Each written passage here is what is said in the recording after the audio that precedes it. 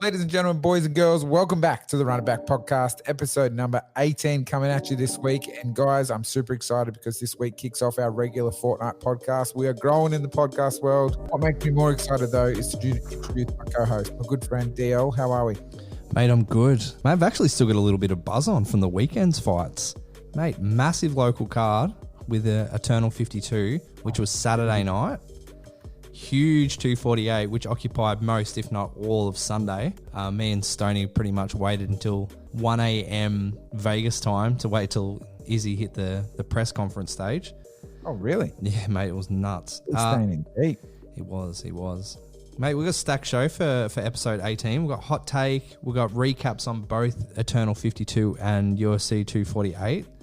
So there's a few fights we might want to talk out there, but we'll have a quick look at the results in those ones. We'll refresh our leaderboard as there's been some movements, unfortunately. Unfortunately, I would say. Sees which side that's on. Run It Back court is back. Oh, nervous. Yeah, a little bit nervous of the boys.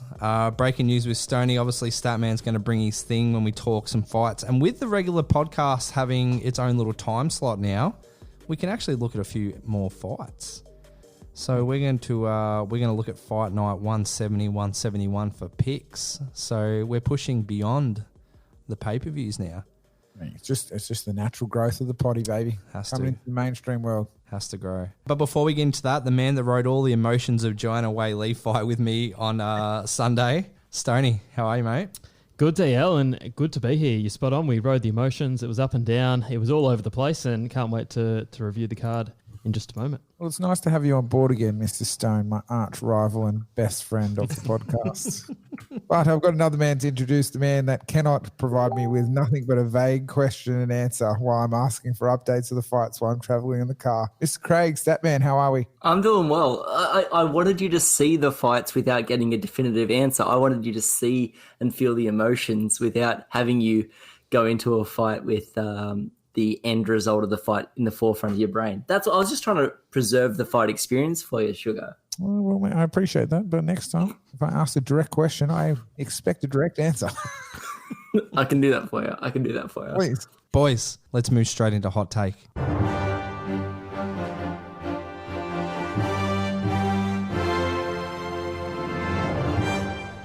Did we witness the worst stoppage in UFC history during Fight Night 169? Yes. That's my quickest hot take ever. Agree with Snagz. I can't talk for UFC history. I can talk since I've followed since UFC 40, and that was the worst that I've seen. There's definitely been some shocking ones, a couple of submissions that they stopped the fight and then restarted the fight. I think that is by far the worst stoppage in UFC history, and we should see it run it back.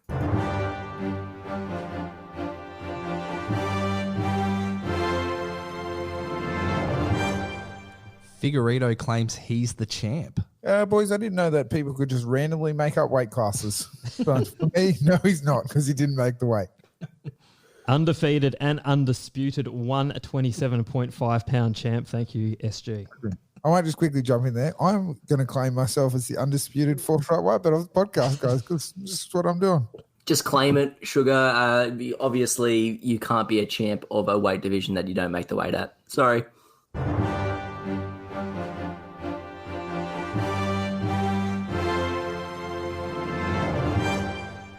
Who's to blame for a lackluster main event in 248?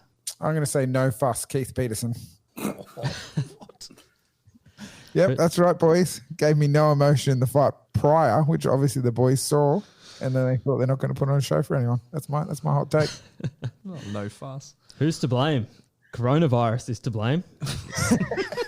Clearly, the boys were minimising the risk of transmission. They didn't want to shake hands. They didn't want to touch gloves, and they sure as shit didn't want to throw punches. So, damn you, Corona V.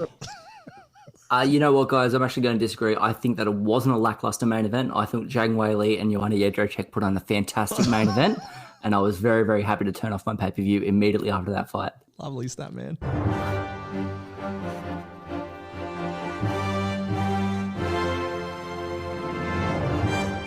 As always, boys, hot take, nailed it. Thank you. Appreciate the feedback. If you're happy for me to jump in, we had a big Eternal 52 card on Saturday, which you touched on. I might just run you boys quickly through the results. We had a massive card. So we had 6 fights on the main card. We also had our girl Chelsea Hackett, fan favorite of the podcast, on the card as well, who we were backing massively. So in the first fight, we had Raphael go over Cody via submission in round 3. John Fraser, boys, if you didn't see this fight, holy dooly, round 1 knockout in 25 seconds. That was an absolute banger. We had our girl Chelsea Hackett absolutely tough it out and show some heavy fight and that sweep that she's got to win the decision. I know me and Dio were absolutely nervous wreck for that fight. We invested interest. I was more excited for that fight than I was for anything on 248, to be honest. Invested interest for sure. Yeah, 100. Jack Jenkins got a win over Diego via submission in round 4, boys, to become the new Eternal Featherweight champion. Josh Togo beat Ben Wall via TKO in round 2 to retain his lightweight title. And then we had a new flyweight champion in the main event. We had Stephen go over Shannon via submission in round 1. Rear naked choke with 30 seconds to go in that round, boys. So overall, massive card for Eternal 52. Was really good to watch. And yeah, it was good. That's 53. That's 2 really good cards in a row that I've watched for Eternal now.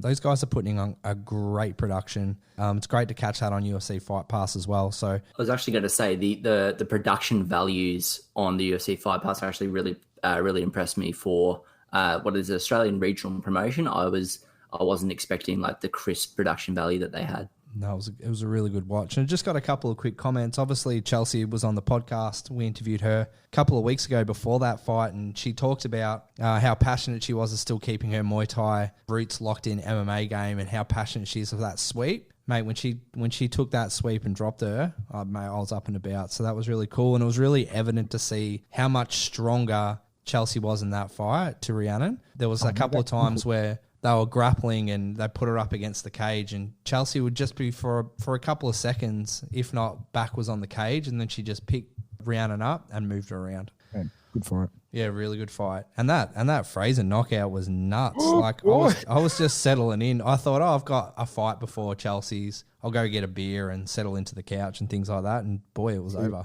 So, and it was the classic gentleman's walk off that I like to call it. So that was doozy, wasn't it? There was no follow up punches. It was one punch. He just watched him fall to the ground and then he just slowly turned around. Mate, Eternal's doing some great things. Snagz, we also had the UFC 248.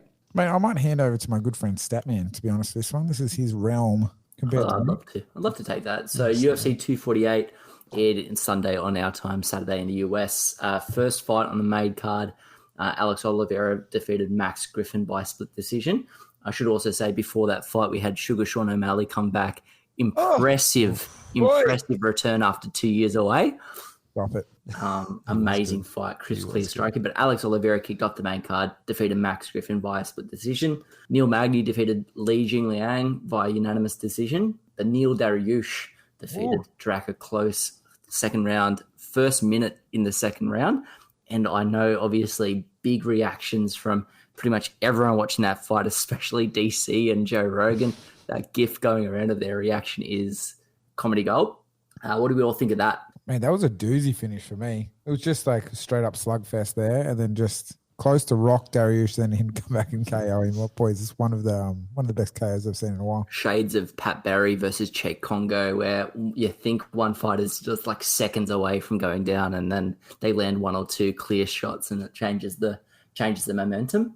Co-main event, Zhang Weili defeated Joanna Jędrzejczyk via split decision in possibly the best title fight. I would say best women's MMA title fight by far, but up there with the best title fights in general in UFC history. Agreed. Can we think of any others that could top that? It's definitely not in women's MMA, right? Yeah, certainly not in the women's division. I think there's been rivalries that have had more heat coming into them, and you go back to the early days, the Rousey-Tate had so much behind it in terms of being a fierce and competitive rivalry, which Ronda obviously took care of business in the cage. In terms of a back and forth, high-skilled title bout, I can't think of a better representation for women's MMA that we've seen to date in the UFC, so hats off to both girls. It was insane. Yeah. We know this is going to happen, but I was a little bit disappointed with the decision. Yeah, a little I bit. didn't get that from You the didn't group get that chat. any of the group chats? All right, cool. I must have missed those messages. Look, I did the right thing. I'm like, I don't want to be one of those people like the Statman carrying on about Dominic Reyes versus Jones. Like, I don't want to be that person. So took the commentary off, put the headphones on today, like blocked the noise out, bit of noise cancelling. I watched it with music in my headphones, and that helps me concentrate. Mate, I scored it. Well, I'll tell you who I gave the rounds to. So I gave rounds to Joanna. I've lost me notes. Just like Joanna lost the fight, my friend. I scored it round 1, 3, and 4 to Joanna. 1 maybe at the end there where Whaley kind of, I think she maybe took it down. You could probably swing it the other way. But 1, 3, and 4. If I'm going to say if there's a tight round, it's probably 1. I think honestly, you'd be happy for it to go either way. That was an absolute banging fight. Oh, look, I wasn't sad about it. I just would love to see Joanna have that belt again. I think unlike other UFC main events that have had controversial decision, it could have possibly gone either way, unlike, again, other fights that we've had this year. But I think that I genuinely got so caught up in the fight. I haven't had a chance to rewatch it cold, but watching it live, I forgot to score it. I was just so caught up in how all out they went in that fight. It was just fantastically entertaining, and that swelling, that hematoma on Jedrzejczyk's head took on a life of its own. It was horrifying. And then we move on to the main event, hotly anticipated Israel Adesanya defeating Yoel Romero by unanimous decision. Probably best described as tepid, disappointing more than anything. I think Dana White said it the best in his press conference. The greats fight to the level of their opponents, and I think that was what Izzy was doing. Like, why should he attack Yoel when it's Izzy's belt? Like, you've got to come at the champion. I made the joke earlier with the hot take. Obviously, I do put 95% of the blame on Yoel Romero. He's had a fair few shots at the title. This was another shot when he probably didn't deserve it, coming off his recent victories, and he didn't do much with it. And then he had the nerve to call out Israel Adesanya for not engaging at the end of the fight, which was a bit extreme. Absolutely. And they say styles make fights, and a good one that really sticks out for me is Damian Maia and Anderson Silva many years back, where Anderson Silva, obviously arguably the best counter striker of all time, facing the best grappler potentially at the time. And Anderson just did not want to engage, and Maia didn't want to throw a punch, and that created just an absolute lackluster main event. This one, I didn't see the writing on the wall, because even though Yoel does have some counter-striking ability, I thought we were going to see a little bit more of that explosion, a little bit more of that fast twitch movement, and we just didn't see it apart from the big overhand right in the first, and there was a few little moments in the first where you thought this could be a sign of things to come, but then it just didn't. And my biggest dissatisfaction from the whole event was exactly as you said, Statman. After the fight was done and dusted, the emotion that Romero came out with and the disgust that he had in how that main event took place, I think every fan watching it had that during the fight, and it was almost the audacity of him to come out after the fact and lay the blame on Israel. It didn't sit well with me. The audacity. I love that word. Firm audacity, Stoney. Well, boys, that rounds out the update from UFC 248. Just to update our leaderboard, unfortunately for myself, it wasn't a good day. So I just got the 2 out of the 6. So I got the O'Malley fight and the Israel fight, and that was it. Went 4 picks against the pack, and didn't pay off, boys. So you could have went firmly ahead though. I could have. You know what? The audacity of you to go that way. Absolutely crazy. Put some lead in my pencil. That's what it did. Right. So I ended up on 24. Now that equals Sean 24 as well. So we slip into shared second spot on the ladder. Craig made some good moves in 5. So he's back up to 19, touching the pack there, Craig. So well done, mate. Thank you. Love touching the pack. And ladies and gentlemen, after 5 rounds, we go to the judges' scorecards for decision.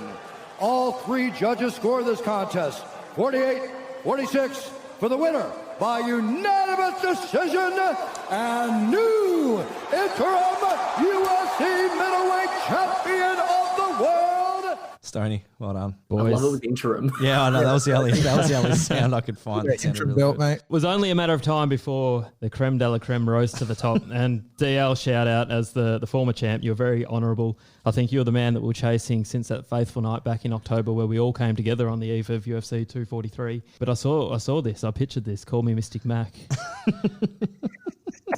Well, I just counted up. I've held it for 5 pay-per-views. So You've done well, and I will grant you an immediate rematch. oh, nice. We'll make it a fatal four-way, so I'm opening the door to SG and the Statman. We'll all get in there in the upcoming fight nights, and let's lay this belt on the line, boys. Oh, Oh, mate, that makes me hot and bothered to sound like that because I'm going to take you down, my boy.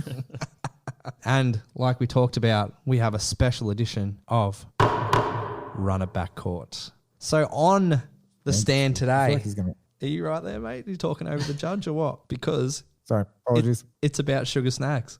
What? Suga Snagz, mate. So a couple of weeks ago, we've talked about it. It was the Chelsea Hackett podcast, and we had a bit of a talk before the podcast, and we thought, this is how we're going to attack it. And one of the key words that came out of your mouth was, let's let Chelsea make sure it's about her, tell her story. I think we've done that firmly.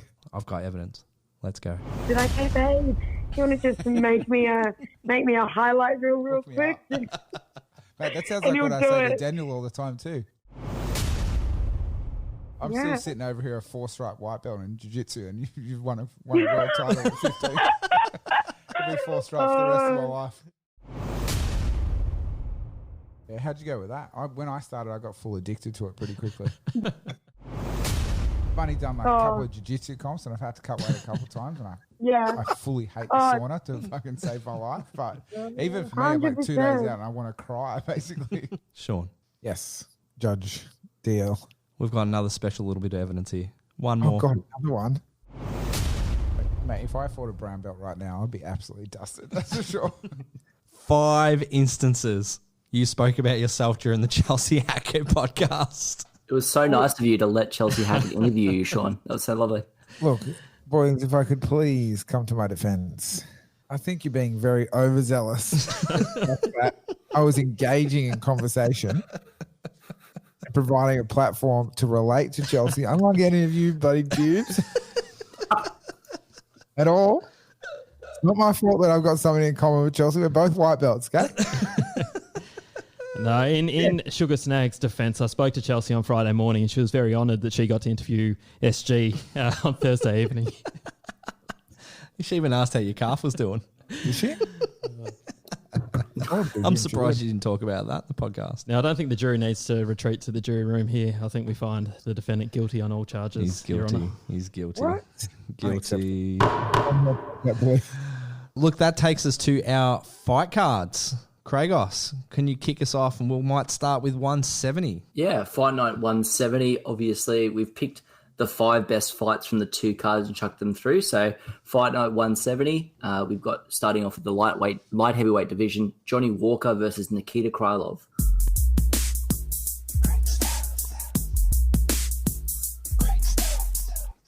Nikita Krylov started his career at a sprint. Of his first 22 fights, only 1 went past the first round. 7 ended in the first minute of his fight.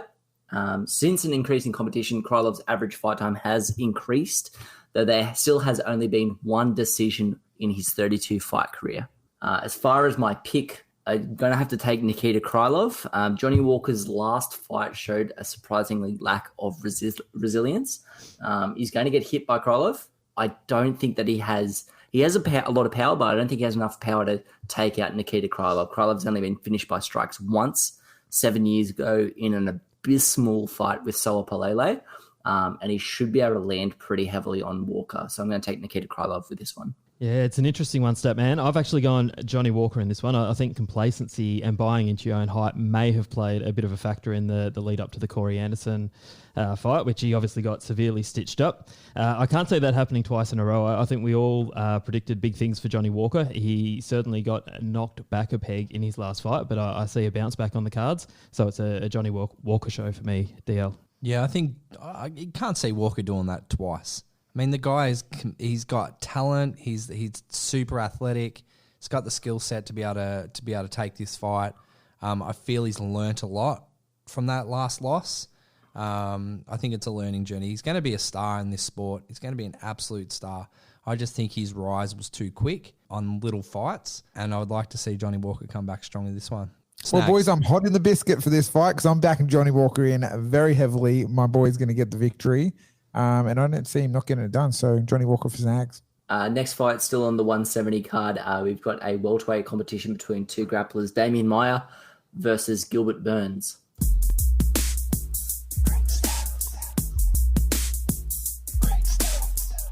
So inspired by the very few punches thrown in the UFC 248 handliner, I crunched some stats on other title fights that went to decision with fewer than 90 total significant strikes landed. Damian Maia's name came up twice on this sad list for his fights against Tyron Woodley and Anderson Silva.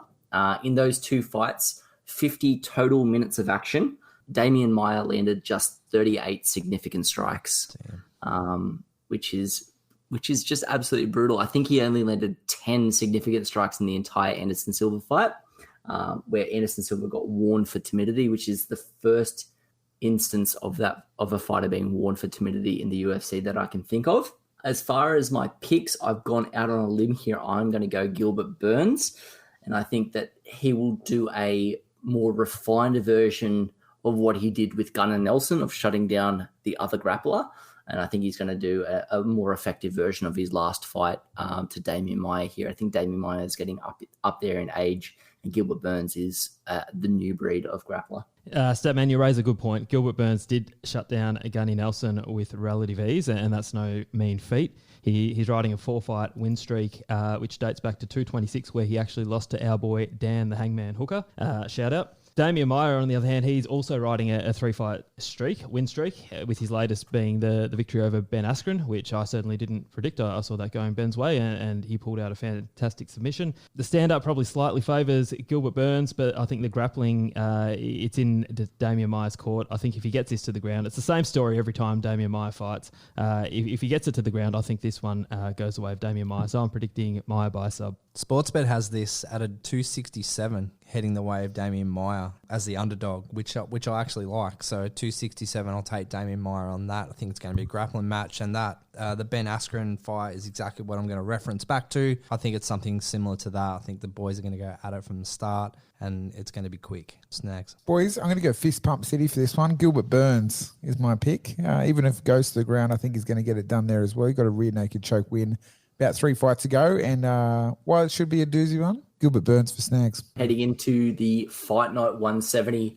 main event, we've got Kevin Lee versus Charles Do Bronx Oliveira.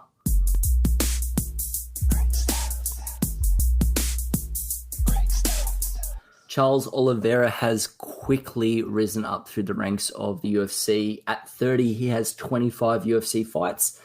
Of those, he's won 16 with 15 finishes, and he's lost 8 with 7 finish losses. So he's kind of a do-or-die fighter. In 25 UFC fights, there's only 2 that's gone the distance. And with a finish in this fight, Oliveira would tie Don Cerrone for most finishes in UFC history. As far as my pick, I went against Kevin Lee in the Gillespie fight, and I don't think I'll make that move again. I expect some weird stuff in this fight that will make you scratch your head. Oliveira's fights are kind of like Yoel Romero's or Husam Paul-Harris. Anything can and will happen in them, and you kind of leave his fights going, what was that all about?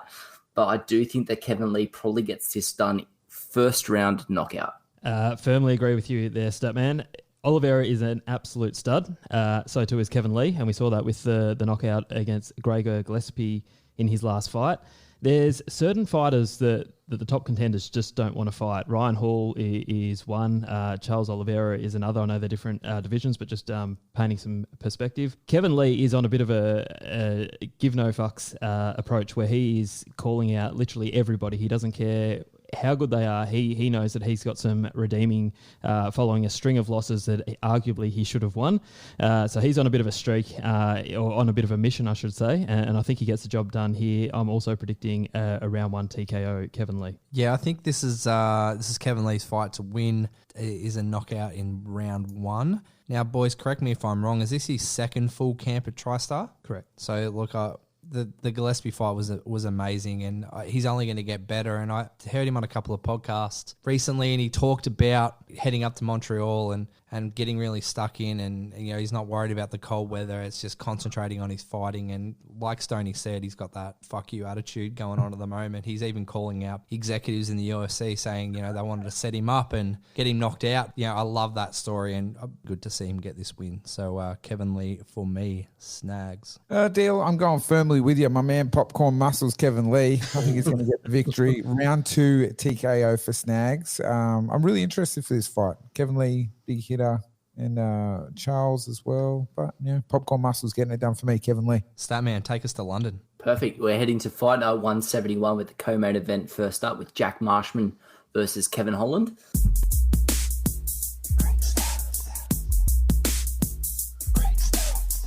In March of last year, UFC London took place, and Jack Marshman did not get proper approval from the British Army to compete. So Marshman's been with the British Army for 12 years as a paratrooper. He got a text on Fight Week to inform him that he was not allowed to fight. He made weight, he fought, and he won. And then received a formal warning about a potential discharge if it was to happen again. Oh, wow. So obviously he judged it and he handed in his resignation after 12 years, December that year as well. So not much to say about this one. I do think that Marshman should take it. Holland, watching his previous fights, he makes weird decisions. He's got probably either the worst fight IQ I've ever seen, or I think he just maybe gets bored midway through fights and decides to just say fuck it and fight. They're entertaining fights.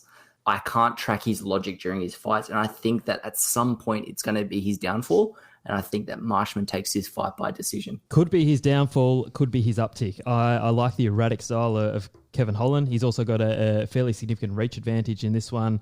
I'm not going to go into too much detail, but I'm predicting a Kevin Holland in a bit of an upset. Yeah, I'm taking Kevin Holland as well. It's an 81-inch reach. It's ridiculous. I think the difference. Yeah, I think the difference in his opponent is huge. So it's an 8-inch reach because I think Jack Marshman has a 73-inch reach. Yeah, that's crazy. So for me, same, just going straight to the point. Kevin Holland for me, Snagz. Look, I'm going to take. Now you've got me confused. No, I'm going to take Jack Marshman. Mainly because his nickname's the Hammer, like I go Chelsea. But secondly, I think he's going to bring a bit of Alabama twinkle to the fight, boys, and I think he's going to get the victory by knockout. What is the Alabama twinkle? It's just something I'm running with tonight. He's from Wales. Yeah, I know, but he could bring some Alabama twinkle to it. Bit of Southern fried chicken, baby. Oh, God. That's perfect. Boys, I think it's time. Breaking news with Stoney.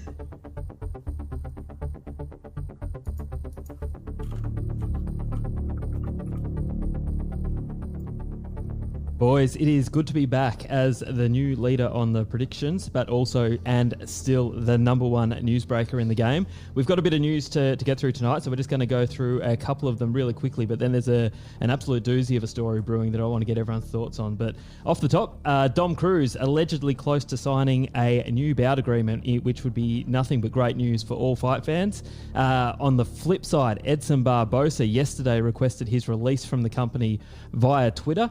I think Edson may have run his race in the UFC and he sees the writings on the wall, so he has requested to be cleared from his contractual obligations, which personally I'd be sad to see. He's put on a lot of great fights over the journey, and I think he may have had a couple more left in the tank, but watch this space. Boys, the one I'm really keen to get everyone's thoughts on, we saw a bit of a situation at UFC 248 T-City. Brian Ortega allegedly waited, and there's not allegedly about what transpired, but allegedly waited for the Korean Zombie to go to the bathroom before proceeding to slap the Korean Zombie's manager and translator, Jay Park. And there's a bit of background behind this. Jay was obviously translating on the Ariel Helwani show for the Korean Zombie and basically just translated exactly what the Zombie was saying. And T-City's obviously taken a lot of offense to that.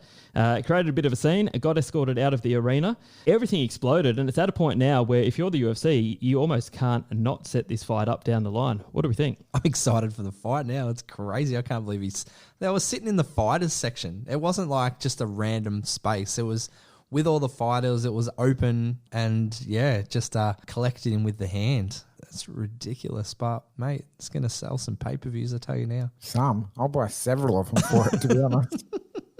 I was so excited when Craig was talking. Obviously, it's a bit of a disrespectful thing to do, but in terms of the hype for the fight, boys, get me on board. Shoot, baby. If you would have told me that like the two fighters who would have like the most red hot beef with each other, Brian Ortega and Korean Zombie, I would never have picked those. They both seem like very, very chill fighters who go out and do their job. And this thing has really exploded. I don't track Ortega's logic. I don't know why he went after the translator when, by all accounts, he literally just translated word for word what Korean Zombie said. It seems like a almost indefensible move on his part. And Korean Zombie is fucking furious. Like his Instagram posts, I've never seen such fucking anger from this guy talking about, I'll smash your fucking head. I'll put your head through the ground. You'll be a bloody mess. From Korean Zombie, that is absurd. And so I'm very hyped for this fight. I'm almost disappointed in Brian Ortega. And I'm like, what? Like, why would you go this route against Korean Zombie, who is a universally respected and liked fighter? But it's going to sell 1 million pay-per-views, and I'm really, really excited for it. Bringing them dollars, bring them Benjamin, boys. I hope the reason really isn't to hype the fight up. That's what I hope. Whatever the reason is, it's poured several kegs of gasoline on what was a fight that was discussed, has been discussed for a little while, a fight that the UFC was looking to make, and there's been different versions of events as to why that hasn't happened. Suddenly, this has escalated right up to one of the biggest beefs that I can recall in the history of the sport. I know that if we date way back when, Chael Sonnen got under Anderson Silva's skin with a few Brazilian jibes, Jones and Cormier have had a really heated rivalry over the years. More recently, we've seen Conor and Khabib take it to an absolute another level where that one just doesn't look like it's ever going to settle down. But all of a sudden, the Korean Zombie and Brian Ortega, it's up in that echelon, and I'm really excited to see that. I think whenever there's genuine heat between fighters, that can't do anything but sell bulk pay-per-views, and I absolutely cannot wait to see the announcement that this one's going down. It seems like also there's cultural differences there, where a slap from Brian Ortega to convey a meaning in the Korean mindset is a completely even more disrespectful than just a regular slap between two people. I've seen reports of people in Korea being aggressively disappointed in Korean Zombie for allowing this to happen, or not defending his superior or his manager and stuff like that. So the relationship that Park and Korean Zombie have comes into play, but also just the obvious disrespect. And I think Korean Zombie's got to take it to the next level because of those cultural pressures. And so he's now put out the words, I will put you in the ground. I will bloody your face across the canvas. And I think I don't see them shaking hands after this fight with the build up to this. This could explode, especially if they put this fight in Korea. Headline a fight night in Korea with this fight. I think the place will blow up. I think it'd be amazing. If I was T-City, I'd be taking my own water, that's for sure. Definitely. Boys, we've saved it for last. It's time! Ladies and gentlemen, the welterweight main event of Fight Night 171, Tyron Woodley versus Leon Edwards.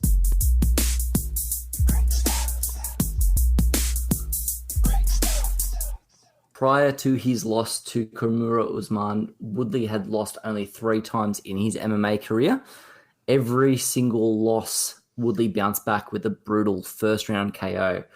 So time will tell, obviously, if that is going to continue here. He's coming off the loss to Usman in March of last year, but I think that evidence suggests that a defeated Woodley comes back a motivated Woodley. As far as my pick, I'm following that trend. I think Leon Edwards is probably the least respected 8-fight win streak veteran in the UFC at the moment. I think if you ask the average even UFC fight fan who Leon Edwards is, they might remember him as the guy who got slapped up by Jorge Masvidal in backstage at the UFC in London, but that would probably be the extent of it. I think Woodley takes this. I think while we haven't seen Leon Edwards in trouble, I think Tyron Woodley for a welterweight hits ridiculously hard. I think he's going to have extra motivation to put the Kimura Usman performance way behind him, probably the worst performance of his career. So I think that he's going to come back out swinging and gets the first round KO. Look, I agree with you there, Statman, but Leon Edwards is an absolute beast. And even though I really want to see that fight with Jorge Masvidal, the UFC obviously had to capitalise on the bad motherfucker and getting that title shot. But Edwards, people do sleep on him, and I don't really understand why, because he's been nothing but brilliant in the cage.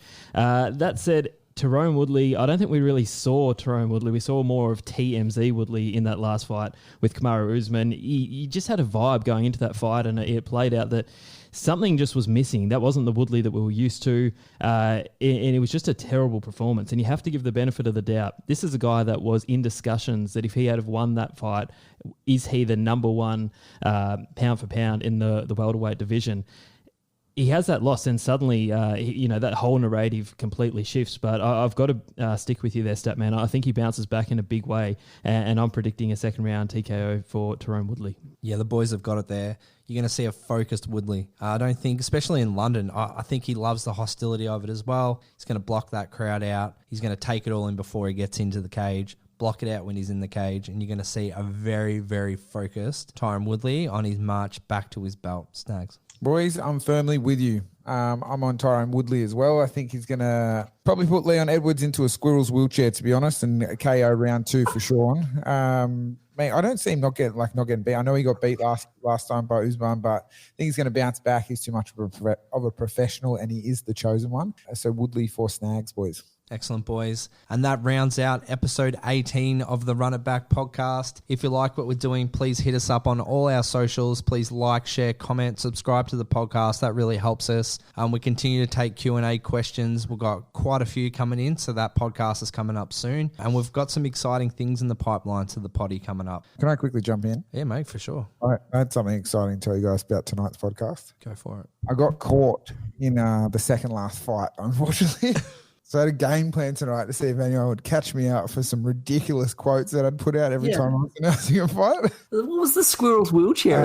So I had, if you follow back on the podcast, guys, I had overzealous, which I got in early. I had hot in the biscuit, which I said I was hot in the biscuit for one of the fights. I had fist pump city. I had popcorn muscles, Alabama twinkle, and squirrel's wheelchair. Fitted them all in. Good win by Snagz, I'd say. What? You're a goose. You're just a goose. I got done by the Alabama twinkle by Kragos. He got me. I thought I was going to get through the whole podcast with no one noticing. We noticed from the holding the potato. Until you called me out because he's from London. Thanks, Craig. Look, we might not have pulled you up. There was a whole lot of eye rolling going on in the studio from DL in my direction, and I reciprocated. So don't think they just slid under the radar there, Snagz. Like I did. We noticed every single one. It's fine. The next time I'll make them a bit more subtle then, won't I? We didn't acknowledge him because we're trying to get the podcast rolling. Well, it added a bit of flavour this week, you know? Too much flavour. Go and pull the flavour back a little bit. Anyway, that wraps us up, boys. My name's Daniel. My name's Snagz. My name's Craig. And my name is Stoney. And we're going to run it back with you boys next time on the Run It Back podcast. Here's the Got to work out how much of that we're keeping. God. Just pull your head in. I think we could make Alabama twinkle, I think. No, we cannot. Craig goes in fucking London. Craig's behind me. I think I got the Statman on side. I actually don't hate Alabama Twinkle. I don't know his name. What about squirrel's wheelchair? I think he's going to put him in a squirrel wheelchair. Popcorn muscles, I thought you'd fucking lie.